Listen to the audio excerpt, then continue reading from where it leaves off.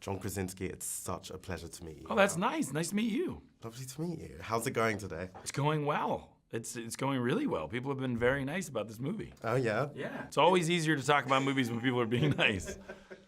It's even better when we don't have to fake it. I've seen I know, the film. right? It's actually Oh my really, God. really good. See, you know. Yeah. You know. When people come in and they're like, it's great. And you're like, that doesn't look like it's great. Yeah. First question. So some people would be surprised to hear that you directed the film. What? In addition to starring in it. But they'd be even more surprised to hear that this isn't the first thing you've directed. You've been credited as a director for some of the episodes of The Office, in addition to The Hollers. How did directing those projects prepare you for A Quiet Place? Oh, in every single way. I mean, I am not one of those actors who thought, you know, one day I'll direct as if it were a foregone conclusion. I had always heard of actors saying, you know, at some point I'll stop acting and just become a director. I'm such a huge fan of the job that I've worked with such incredible directors. I know that you can't just all of a sudden decide to direct. So it's a process, and I think it's a process that I've really enjoyed. I knew that I wasn't going to be the best director in my first movie, just like I'm not going to be the best director on my last movie. It's one of those things that I realize it's a constant learning game, and I'm still learning, and as much as I love this movie, I'm still learning now. So it prepared me in every single way, from really easy things like knowing what to call the cameras and the lights and all those things. On my first movie, I didn't know what anybody was talking about. There was just a lot of lingo going around, and I just said, that's great, sounds like everybody knows what they're talking about. And now I actually sort of know what I'm talking about. So you've referred to yourself in a previous interview as a scaredy cat. Yes. When it comes to your own personal relationship with the horror genre. Yes. What possessed you to not only direct but star in something that scares you? You know what's funny is the creator of The Office, Greg Daniels, I remember when we were shooting the show, he said to me, your job is not to play these lines funny. Your job is to just play these lines truthfully. And if people laugh, that's up to them. And if people cry, that's up to them.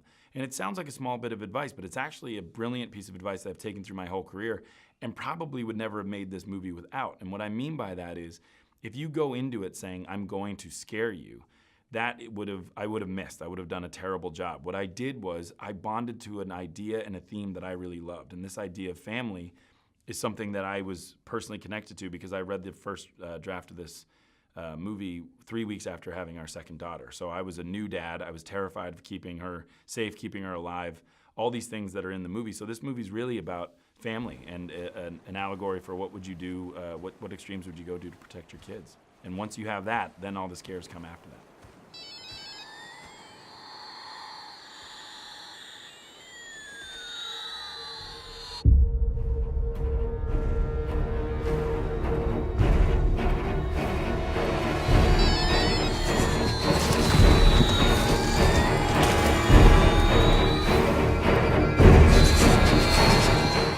So, as we all know, the film is mostly silent, and there's a huge absence of sound throughout the entire thing.